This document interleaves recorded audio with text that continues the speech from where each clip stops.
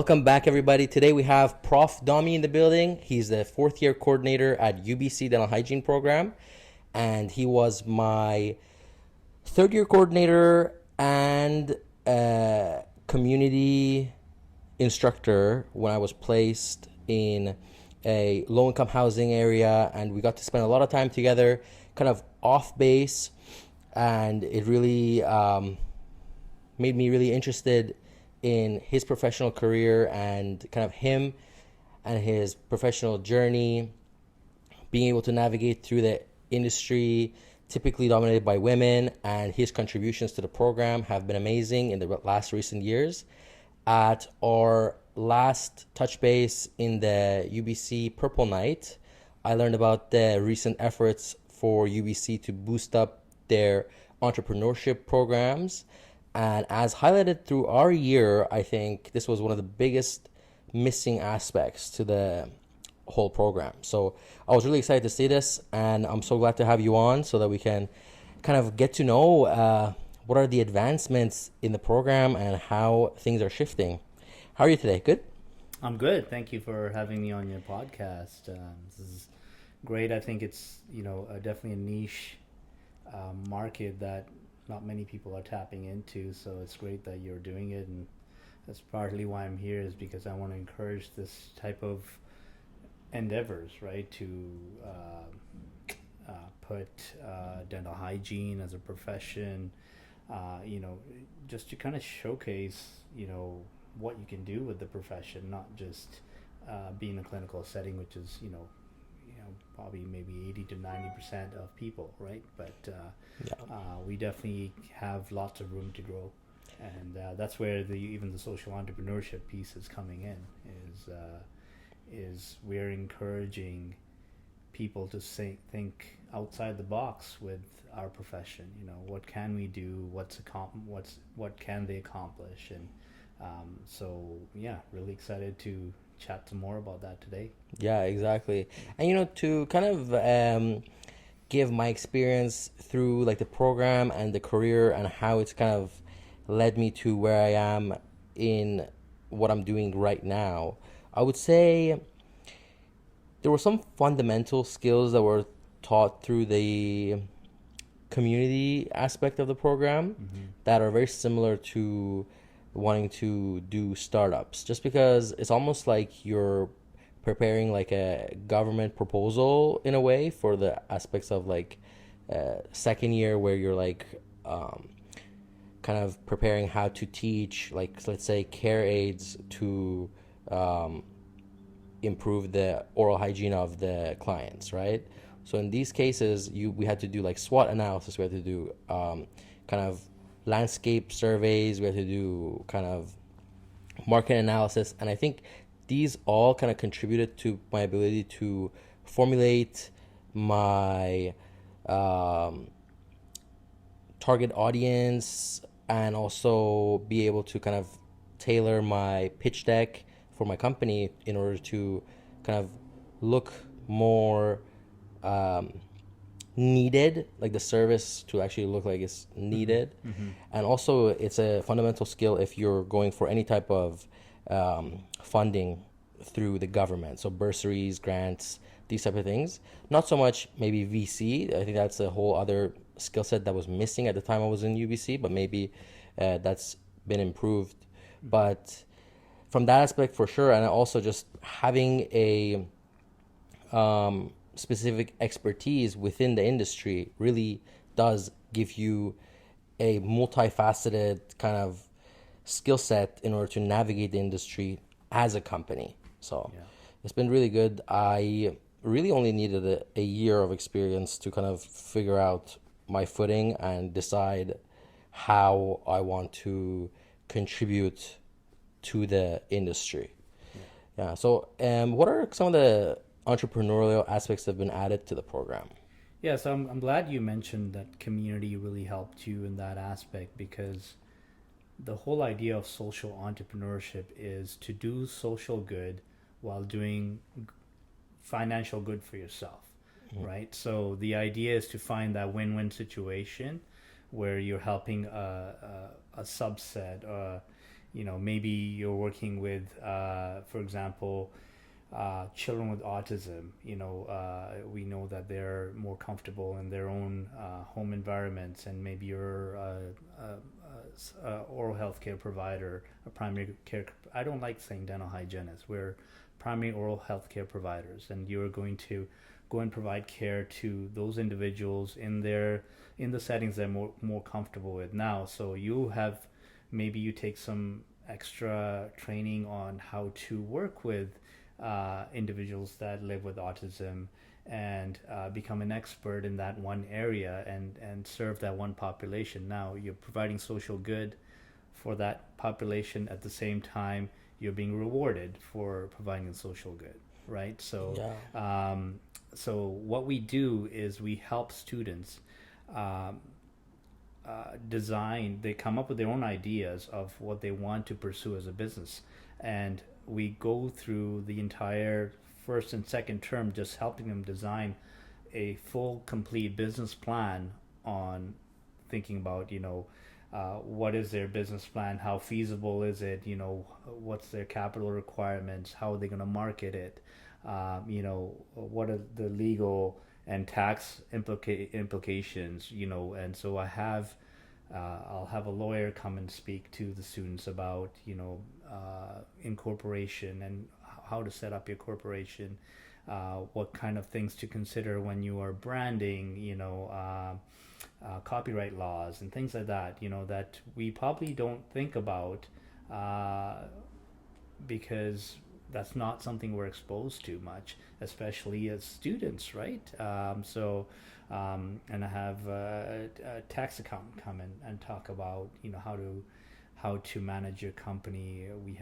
We go through a whole financial plan. So it's really, a very comprehensive business plan that you come up with at the end, and then we make them sell their idea to a group of entrepreneurs, just like you'd see on a Shark Tank, and the winner is awarded $1,000 cash prize on top of grading of their business plan, which is for their educational curriculum purpose.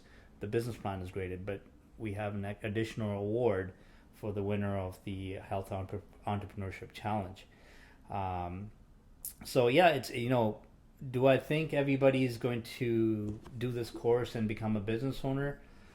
Probably not, but my goal, and our goal at UBC with this, is that when you decide to change course, and maybe you want to become an independent business owner, or maybe you want to start up a business related to providing some sort of service related to dental, that you have a roadmap to follow, that you learned about, and you know exactly what to do to get that business off the ground.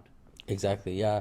This is so great because I can tell you right out of school, um, the first thing that jumped out at me was how much I was paying in taxes. And it really brought down my ability to pay off my debts. Because I don't know, off air, we did talk about kind of just out of school, I did have lots of student debt. I owed my parents lots of money. And also, one thing we didn't talk about is my credit card debts. Yeah.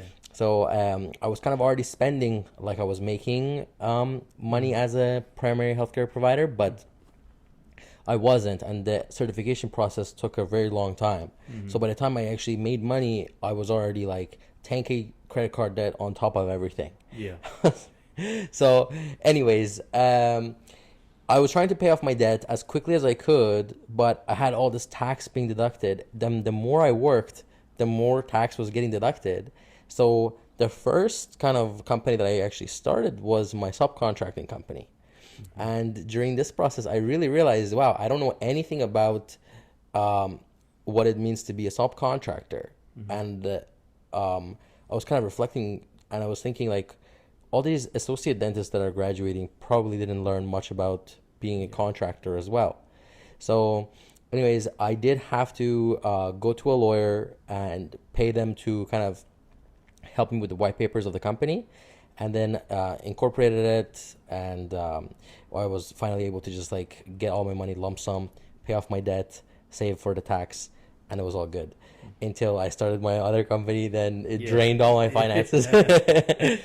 But yeah, I think it's so important to kind of have that basic level of understanding of tax laws, incorporations, how it works.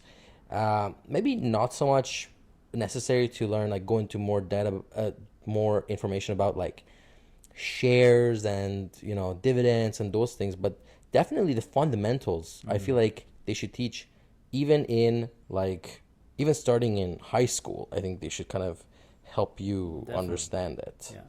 Financial literacy is not taught, unfortunately, to a majority of people growing up, and it definitely does cause a lot of financial stress.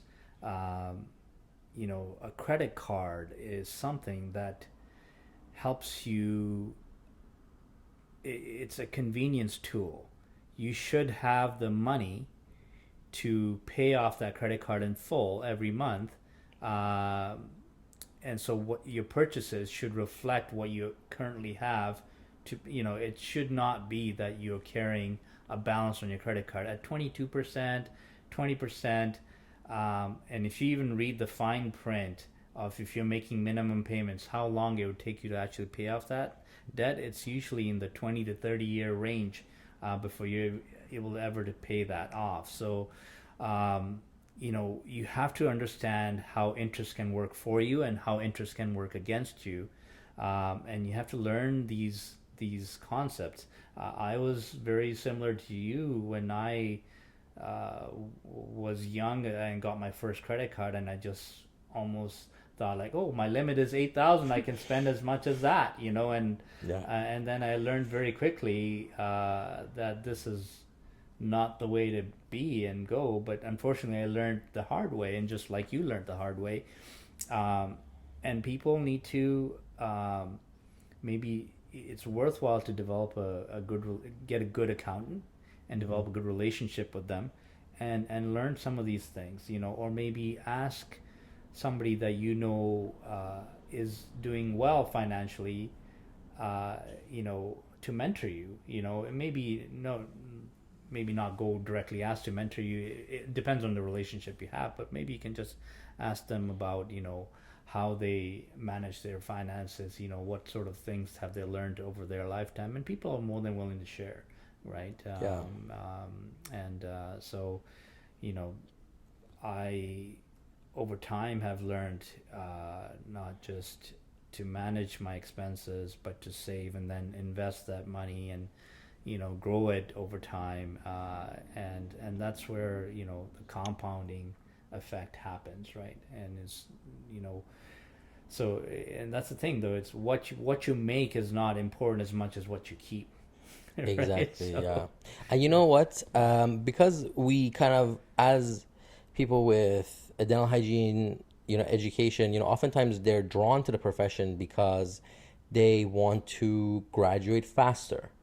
And so, you know, a couple years down the line, if you're comparing yourself with somebody who took a longer route for a higher kind of income, you really would have had to take advantage of that compounding interest early on in order for your decision to have been worth it. Otherwise, they would have surpassed you by the second year. So this is actually something that I had no idea about, but I think it's a good time to just quickly mention it. If you have like almost, I would say, 40K in credit card debt, and you're making like 100K, and let's say your life expenses are about 2.5K per month, after tax deductions every month, you're probably getting like 5K. So you'll be spending on your life expenses, and the entire remainder of your paycheck will go to the minimum payment of the credit card. So you'll never get rid of that credit card debt. So effectively, let's say you just made a couple of wrong decisions right out of school as a as a person who's making $100,000. So you just decided, okay, like I'll put this on my credit card, put this on my credit card, so a couple big purchases, and you're thinking, well, it's just 40K, I make 100, so surely I'll pay it off, soon enough. You can never pay it off. Yeah. Not unless you do something like go get a separate loan and pay it off first, which I recommend for somebody in that situation. But again, I'm not an accountant, but I'm just saying, Yeah. if you don't know what you're doing, you can screw yourself really early on. Yeah. But I want to get back to kind of you saying that when you were young, you were kind of making similar mistakes and so on. So where did you start? How did you kind of find your pathway into the dental hygiene profession? Can you just start us from the beginning? Yeah. So I was always interested in dentistry. It was something that I have always had a positive experience going to the dentist. And I looked at the profession very fondly. And at the beginning, I was more interested in becoming a dentist than a hygienist. And then I kind of looked at, okay, UBC was, the only, as we know, the only dental school in BC. So I was looking at dental schools all over the place. And I was looking at the tuition costs for going into dentistry. And I did not have the financial support, unfortunately, from my parents. So I kind of would have had to do it all on student loans. And when I kind of did the math and looked at, okay, well, say University of Boston, for example, is, close to 400 to 500,000 US to go to that school. And so I'm going to come practice in Canada. So automatically I'm going to increase that loan by 1.3 times. That's if you get a favorable rate. And when I looked at what I would be taking home and my loans, and then I want to buy a practice, by the time I would break even, I'd be so far into my life. I just didn't see, that lifestyle didn't appeal to me, because I think what happens is, and I see this with hygienists as well.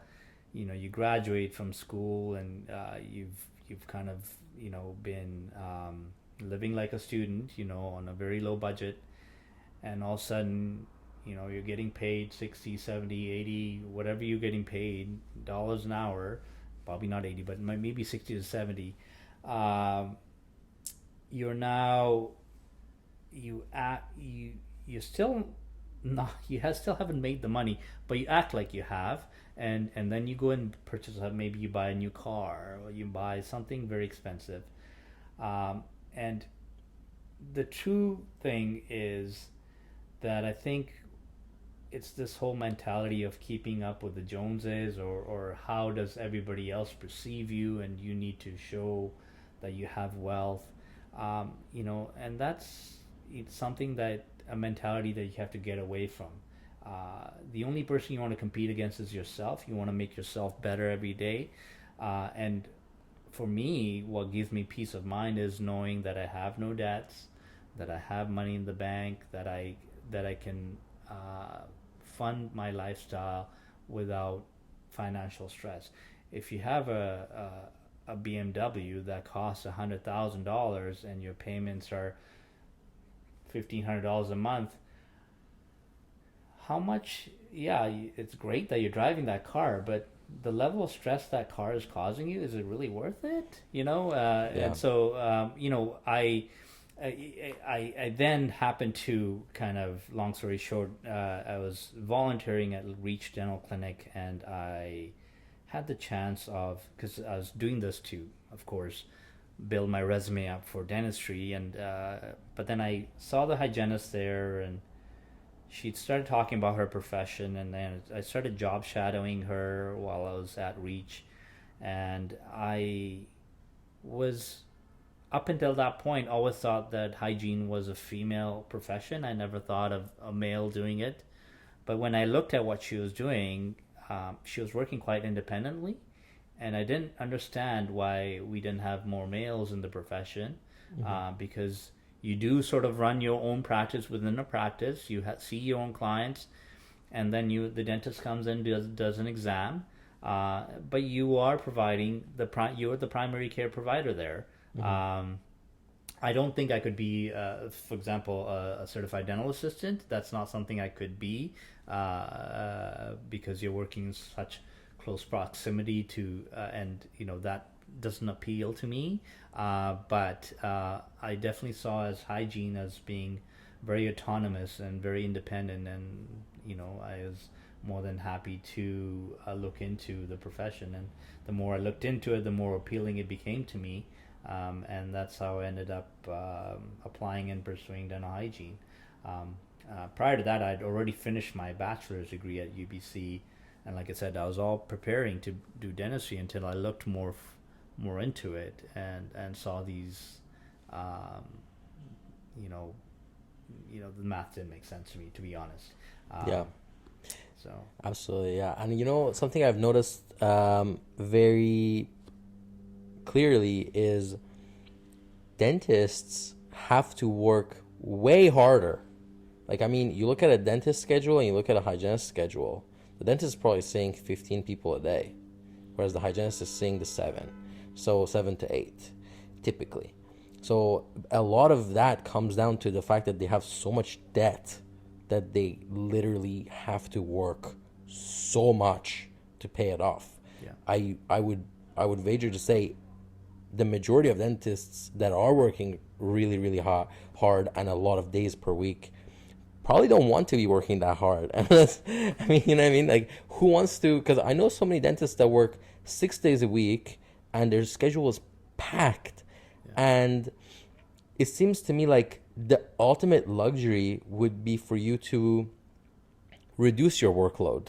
Yeah. Right? That's how I see it. If I was kind of looking after, like, oh, how can I boost my lifestyle? It would be reduce the number of days I work. Number one. Yeah. Number two, when I do work, have a very chill day, right? But they can't afford that because, again, they have student debt, they have business loans, they have all of that kind of weighing on them, forcing them into this kind of work style of like production, working. And I think it's very true what you say about kind of the quality of life you have when you're debt free compared to when you're drowning in debt. Yeah.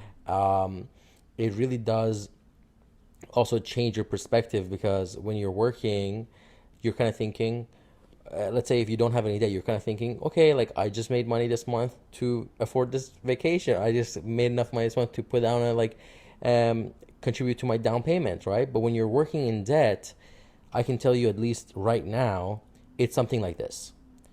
My bank will have an alert that says like your funds too low, okay? Mm-hmm. Twice a month, this alert will disappear for about 10 minutes because the paycheck comes in, and then directly after, the money is gone. The money is gone. Yeah. It goes right to the line of credits. Yeah. And so I agree. It is your quality of life is way better if you can manage to do it debt-free. And if you are, planning on taking on debt, maybe doing it by like leveraging current assets would be like much cleaner, like taking a line of credit on your mortgage, for example, something like that would be like way better than to just be drowning in credit card debt. Yeah, so I think that's a fair point. And so that was kind of the primary thing that led you towards dental hygiene. Mm-hmm. But how did you find yourself through education? So yeah, one of the great things about our profession is that at any point that you want, you can explore different avenues within the profession. So I enjoyed working in clinical practice, and I did it for over a decade. But what ended up finding after working as a clinician for that long is I enjoyed the relationships I built with my clients, and that's really something I really cherish till today, is the amazing relationships that I got to build with a lot of the clients that I saw over the years. But I personally didn't feel challenged anymore in the role. I felt I had hit a ceiling for my pay grade. There was not really room for me to grow anymore. I didn't find the work challenging anymore. And I felt I was not living out to my full potential.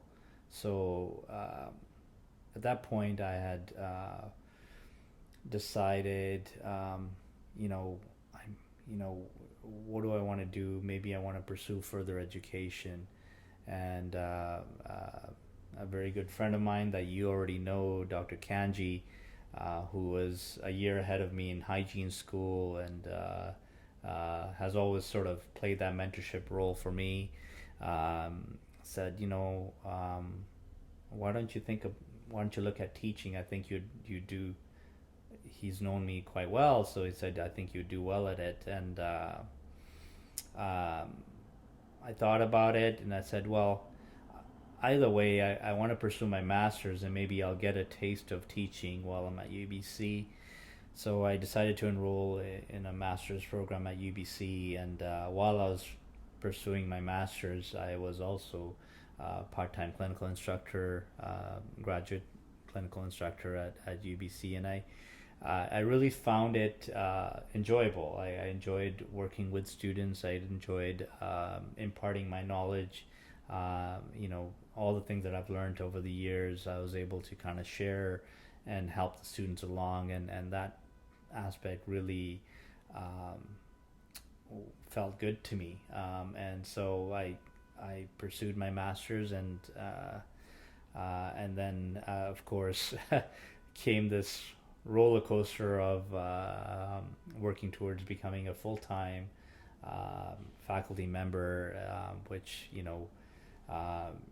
as you know, there's only limited positions, so it takes time to get to that role where there has to be available positions and things like that. So, and now I'm finally there. I've got a full-time position at UBC, so it's nice, and it's nice to have a stable home, because I was teaching between two institutions. I was teaching at VCC and I was teaching at UBC for a few years, going back and forth between the college and the university, and managing that way, and still having some private practice. You said that you studied the master's program and then you got into actual full-time position. So what was your master's thesis about? Yeah, so I did research in long-term care.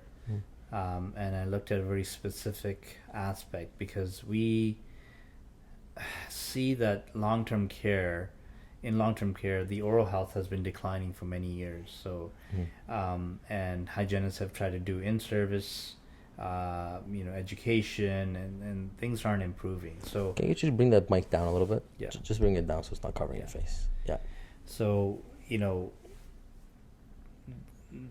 I wanted to look at a different aspect, because what I was wondering is why is despite many attempts to teach the residential care aides about oral care, why is oral care not being performed? Yeah. So I did a qualitative study looking at oral malodor, and oral malodor is, of course, in lay terms, bad breath, and odors are a funny thing. Just like us, when we're working, I don't think we've sort of become a little immune to the perio breath, and at the same time, if we were to go into a care home, we'll be way more sensitive to the odor associated with changing diapers and that whole setting. Well, the care aides are very used to that odor, but they're not very used to the odor that is associated with perio. or just oral malodor. A lot of the odor comes from tongue coating, as you know. So a real thing to look out for with your clients is their tongue coating present, and are the clients brushing their tongue, so that they can have fresher breath. But I was looking at, so I did a qualitative study where I was looking at the attitudes toward oral malodor, and I found that definitely that the care aides that I interviewed found that the odor was quite off-putting, that it prevented them from providing the care. So they and that's the thing, that they're used to the other odors, but they're not used to the mouth odors, so they don't like doing the oral care because of that. And a lot of times what ends up happening is they think the malodor is a stomach issue, so they refer it to a physician versus referring it to a dental professional. So there's a lot of these aspects where I think one of the things that I had put in when I published the study in a nursing journal so that more nursing individuals will read it. Wow. Is for them to understand that this whole issue can just be avoided by providing oral care. Yeah. The issue, that the thing that is causing you stress, there's a way to fix that, and it's by just providing the oral care. If you did that daily, you would not have the experience you do with the resident, right? Exactly, yeah. So like you're basically saying the reason for the bad breath is the periodontitis. Or residual food or whatever. Oral bacteria that's on the tongue. Right. Yeah. So you're saying if they were to just clean the tongue and make sure, like, get the proper help so that the patient's oral bacteria is stabilized, that they probably wouldn't find it so disgusting in the first place. Yes. Yeah. I know what you mean, and that makes a lot of sense. I was talking to a dental hygiene practitioner who was often placed in long-term care, and she told me that this was a real problem that she would be like confronting the care aides about, just kind of like telling them, like, why are you not doing this? Like, this is part of what you're supposed to be doing. And when we started talking about it, and I told her like the results of the study, and I told her, like, funny enough, I never found the smell of periodontitis that bad. Like, I can't even say that I was like kind of over time I got like immune to it. No, like I think that there is definitely some things we can speculate about why we chose dentistry and why they chose care aids, right? It's like, I think we might have just like genetically not found the smell as disgusting as they do. Yeah. I mean, I think what it is also exposure, right? So the more exposure you have to an odor, the more your brain learns to, it doesn't affect you as much, right? Because it becomes background noise. And so I think exposure has a big thing to do with it as well, that the more the more you're involved with clients and you're seeing doing client care, you do become used to the odors.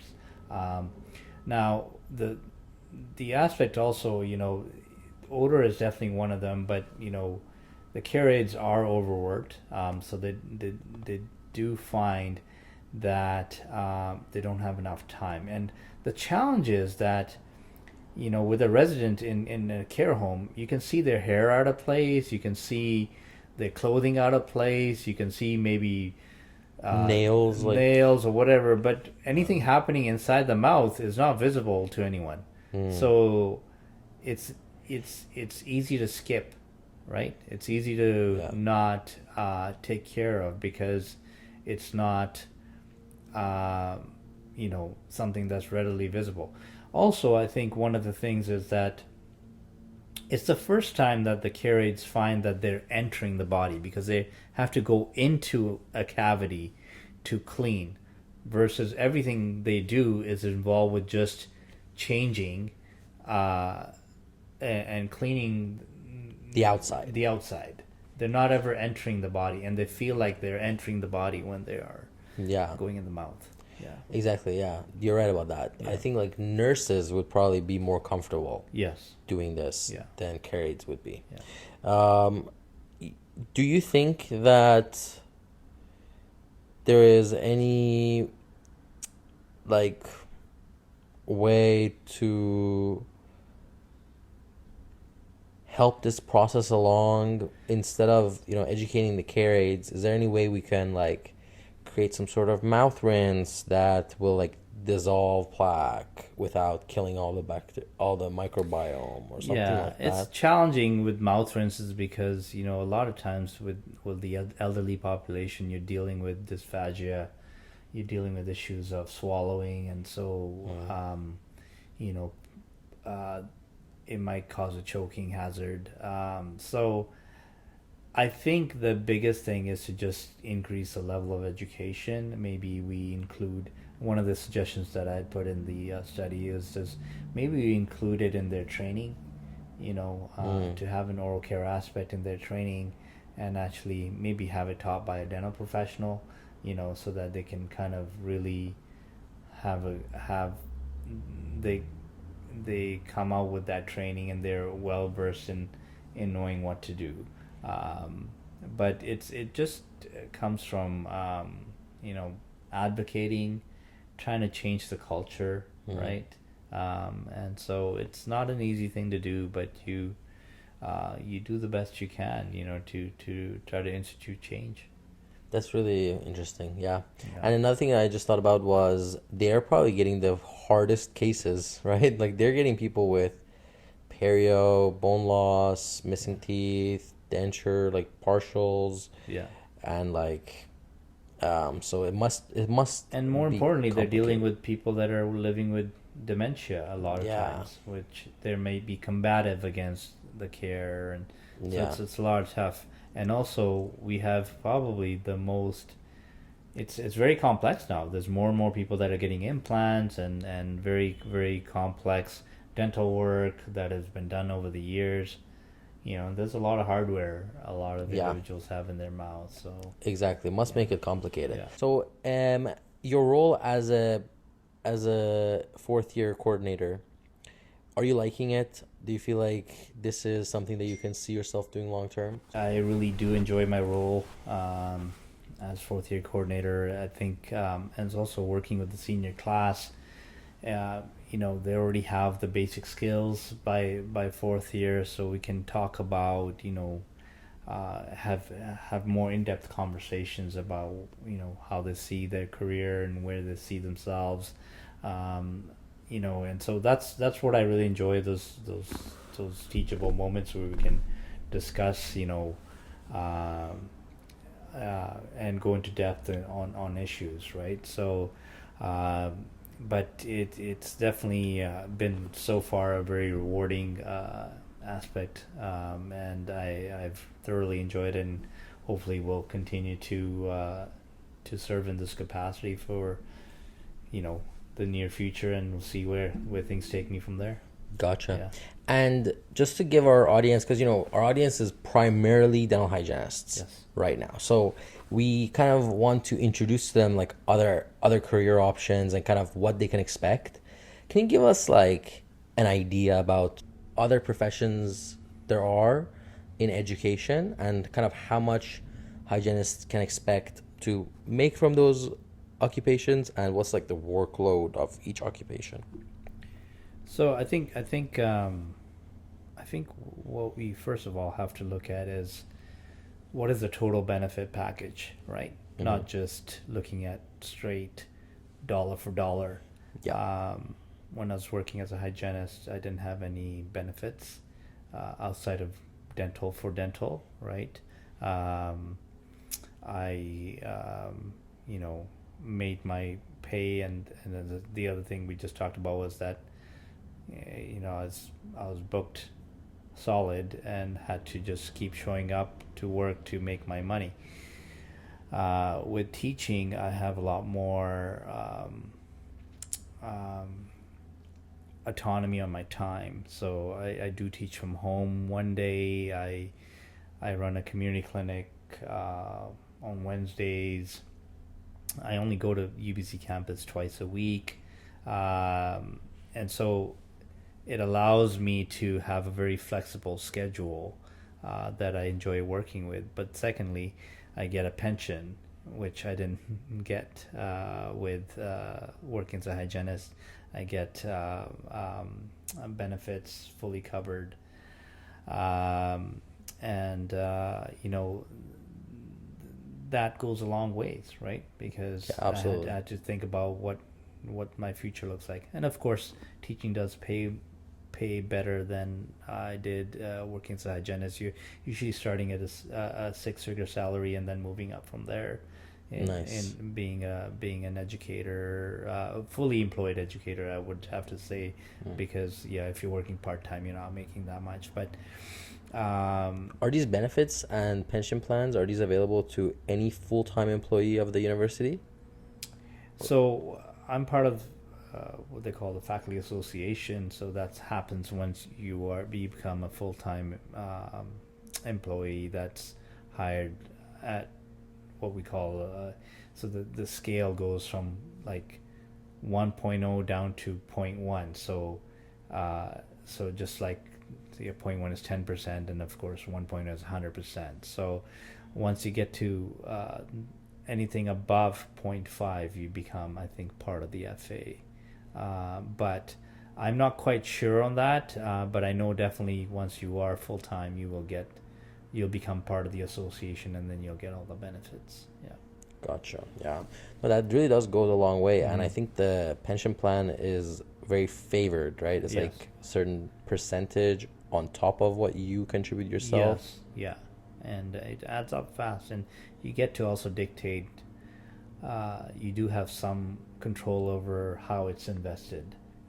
They have different plans. And so because I've been investing for a long time, I was able to look at where my pension is being invested and also optimize that to make sure that I'm getting the best sort of growth over the time that I'm working. Yeah, that's great. And I can obviously imagine the physical toll on your body is a lot less. Yes, definitely. If you're working like I was 5 days a week, seeing 7 patients a day, you can imagine I remember I got to a point, because we work in such we're constantly bringing our hands together to work in patients' mouths. My shoulder rotated out of position from just working all the time. And it took me a year of physio to bring it back into alignment. Wow. And I was having a lot of shoulder pain. So this is why when we teach you ergonomics, it's because these repetitive strains do end up causing you a lot of serious injuries over time. So you have to be very active. You want to stretch, you want to work out every day, you want to stay healthy to be able to continue in this profession. It is very hard on your body. Totally. Yeah. And something, if you also take into account the costs that are then you have to pay for physio and personal training in order to like compensate for the physical toll of this profession, it adds up quick. I can kind of reflecting back on the first kind of 6 months that I started working, I was working 6 days a week again to pay off my high debt. I was working full-time plus 1 day temping, and it was great for making money and paying off the debt, but near the end I was paying almost $400 a week for different things like chiro, physio, and personal training.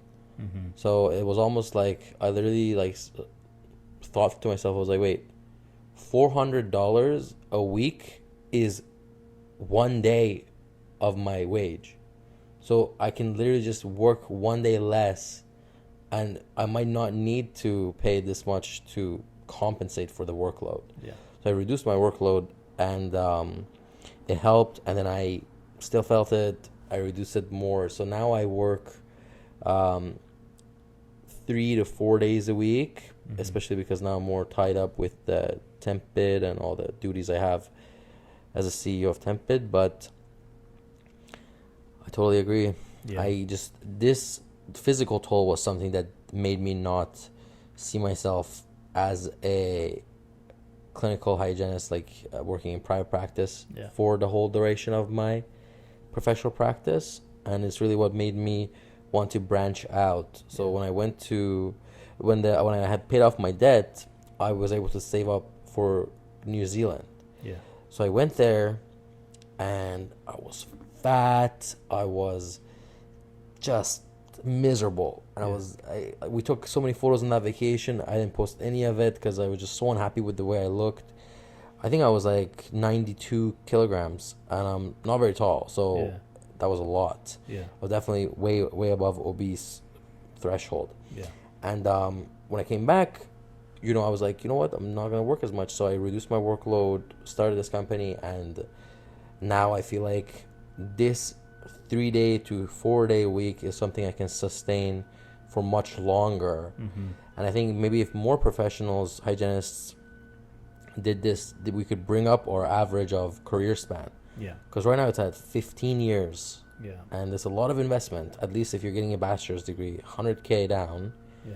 To get 15 years out of it doesn't seem. Yeah, I mean, I have definitely seen hygienists work much longer than that. It just, you have to really take care of yourself and your body to continue to work. And part of the decision for me going into education was also that, because I thought to myself, how long can I sustain working the way I'm working? And I really didn't see that going very, very long term, because I just knew that all these repetitive strains would eventually catch up. But I did try to look after myself as much as possible. I stretched every day, worked out every day, and that really helped things to keep me going. And so I think if you're in this profession, that's something that as a given you need to really be on top of your health. Yeah, exactly. And we've had some people on the podcast, like Courtney, that invented the caterpillar suction. Yeah. That kind of just holds the suction for you in the position that you set it. Yeah. And or we've talked to people that sell ergonomic chairs. We've talked to people that sell ergonomic loops. And I feel like also investing in tools that help you with your ergonomics is a really good way to extend your career length. But definitely venturing into education, venturing into advocacy. I mean, we're going to have more people on the podcast. We have Shivalka. Yeah. We have Shivalka coming on the podcast from the college. Yeah. And we've had Whitney from the association, the BC Association, the Canadian Association, actually. Whitney Moore, I think. Yeah. And it's so good to have different professionals displayed and just kind of show hygienists hey, you don't have to necessarily work in private practice. Yeah.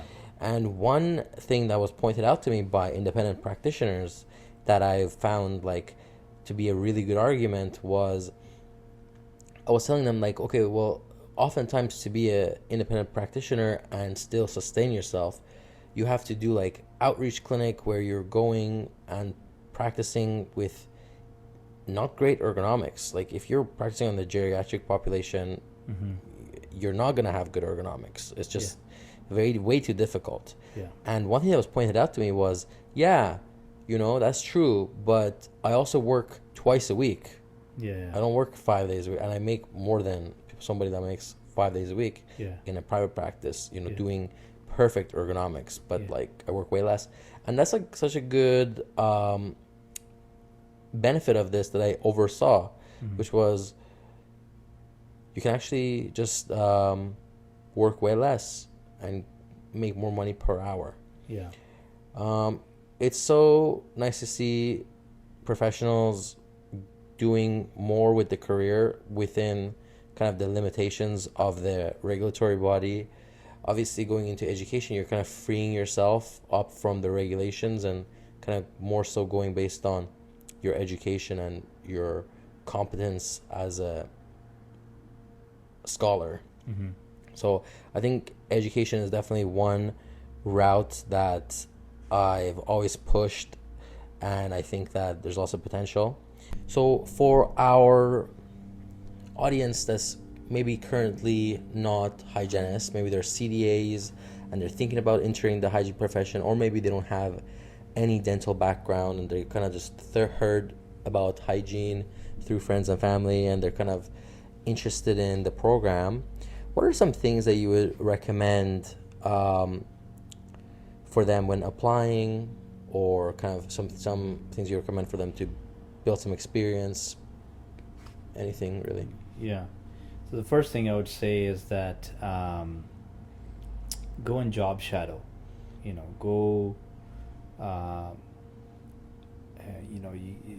If you have a dental home, then just phone them and say, hey, you're considering entering the profession and you'd like to come and shadow the hygienist for a day.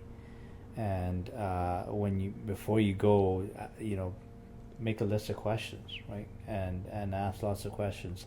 I always give that as an advice, because sometimes what we think a profession is and what it actually is, there's a big difference, right?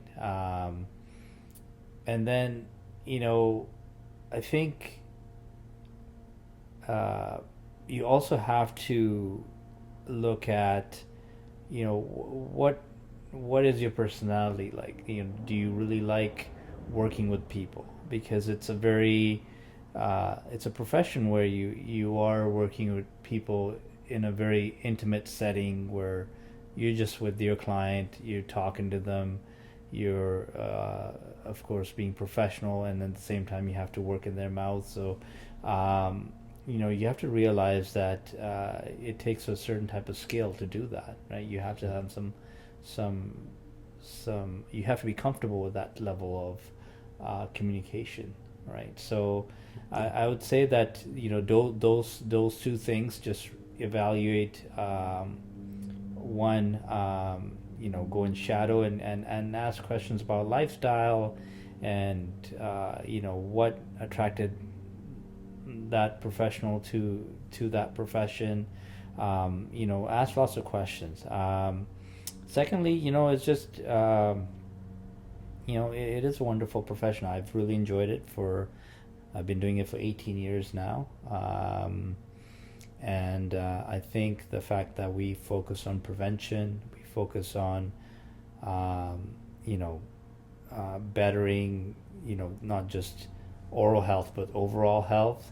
And that's really even to a point to younger hygienists that are just entering the field. Really focus on improving the overall health of your clients. I think sometimes just telling people to, you need to do better with your interproximal care, you need to floss. You need to tell them why. Yeah. What is it about? Why should they do that, right? Mm-hmm. Well, do you realize that the bacteria between your teeth is causing an inflammatory reaction in your body? It's causing a lot of blood to flow to your gums. It's also picking up a lot of this bacteria. It's ending up in your bloodstream. That's causing a host of issues like heart disease and respiratory disease. You would actually live longer if you just were to take care of your teeth. And most people don't relate the two, right? So, it's really promoting that overall health that's important, right? And you become an advocate for it, right? Yeah, So exactly. I think it's such a great point. The profession needs a certain personality type. yeah, You really have to be comfortable with social interactions. You really have to be able to de-escalate things. Sometimes people with sensitivity, people with, you know, just people having a bad day, people with dental phobia. It's just you need to be really comfortable with social interaction, managing people. I think honestly, some great attributes, sorry, not attributes, but some great experiences might even be like parenthood. You know what I mean? Like yeah, if you've been a parent, yeah, you can probably navigate like behaviors and kind of help calm someone down yeah, very well. Working with kids, working with, you know, any type of like people with geriatric population, people with disabilities. I think is all great experiences to have. yeah, And as you said, like shadowing, real life shadowing, and actually talking to multiple professionals to really get a feel for what your lifestyle is going to be, what your day to day is going to be. mm-hmm. And to add on to what you said, I think it's also good to try different offices, because Yeah, you go to one office and then what the dynamic might just be like the dentist is running the show yeah, and everyone's just kind of auxiliary to them. yeah, And you go to another office and the hygienist kind of has their entire kind of autonomy as a practitioner, and A to Z of their care is done independently. yes, And then you go to, like, let's say some perio offices, and part of the hygienist's regular duties are actually done by the periodontist, like yeah, the perio assessment and those things like that. yeah, So I think it really helps for you to get perspective in multiple different spots. In general, I think that rushing into any profession is a bad idea. And I think what you said about, researching and actually shadowing is the best way to avoid making a mistake. and also, I mean, do some job market research, right? Yeah. I remember there was a time where hygienist demand went very, very low, because there was so many hygienists and so many private schools opened up here in BC, and there was no jobs available, and people was still going into the profession. Well, of course, now that demand has stabilized, but at any point you should be looking, what is the demand going to be like for this profession in 2 years, right? Yeah. Or 4 years, so understand, like, there's what you want to do, and then there's, are there going to be jobs available in this profession of that? And I believe, and now we had those private schools shut down as a demand went low, and it should stay that way, but look out for that. Anytime the a new private school starts opening up, it ends up flooding the market, and the demand goes down, right? So you have to kind of look at all these aspects, right, when you are looking for a profession. But as far as I've seen, the skills that you will get will stay with you for life, and they'll reward you for life, right? Exactly, yeah. And I think you made such a great point. Job market research is probably the most important thing to do before you decide to invest money in a certain profession. Yeah. With hygiene, I feel like right now there's a really high demand, actually, and I think it's a great profession to get into, but you have to kind of have some level of like prediction here, because is everything going to stay the same with the rise of AI? You know what I mean? Like, are there going to be further chemical engineering technologies that are going to potentially, help to dissolve some of the plaque and reduce the need for debridements every 6 months? What is the government plan? How is the government plan going to affect our demand, right? Like right now, there's so many new patients coming into every private practice. I know my 2 practices that I work temp in regularly, my schedule is now like 4 days, 4 patients a day is new patients. Yeah. So, like, keeping an eye on things outside of just like what the hourly rate is. You know, what is the contributing factors? Yeah. What's the macro roughly? You know, and so Exactly. I definitely believe that the Canada Dental benefit is going to increase demand for hygiene. The fact that we focus on prevention also means that more and more of us, the ones that do have a dental hygiene practitioner designation, can go and become independent. It's a very opportune time to branch out if you are considering it, because I think with the dental benefit, it will open up a lot of doors for a lot of people. Exactly. Yeah.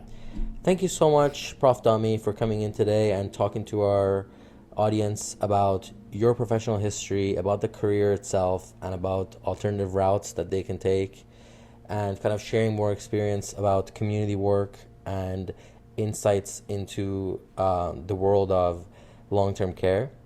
I think the discussions we've had today are going to really help people who have similar questions and people who might be thinking of plunging into long-term care, plunging into the profession itself, or plunging into education.